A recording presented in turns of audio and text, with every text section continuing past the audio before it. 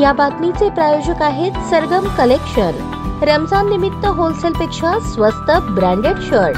आमचा पत्ता जगदंबा चौक, Solapur. ATM card अदलाबदल करून 40,000 रुपये काढून घेत फसवणूक झाल्याची घटना 19 मार्चला सकाळी 11 वाजता घडली। या प्रकरणी राजाराम सीताराम ठाकूर व 61 राहणार unity classic apartment, railway line यांनी सदर बाजार पोलीस ठाण्यात फिर्याद दिली। त्यांच्या फिर्यादीवरून अज्ञात इसमाविरुद्ध गुन्हा दाखल झाला आहे। राजाराम हे डफरीन चौक येथील SBI बँकेच्या एटीएम सेंटरमध्ये पैसे काढण्यासाठी गेले होते। यावेळेस त्यांच्या पाठीमागे अनोळखी व्यक्ती उभा होता। त्याने पैसे काढताना तसेच पिन टाकताना पाहिलं। पैसे काढून पैसे मोजताना यातील अनोळखी इसमाने हातचलाखी करून एटीएम मशीन मधून एटीएम कार्ड काढून राजाराम यांना दुसरे एटीएम कार्ड देऊन परस्पर 40,000 रुपये काढून फसवणूक केल्याचे फिर्यादीत नमूद आहे।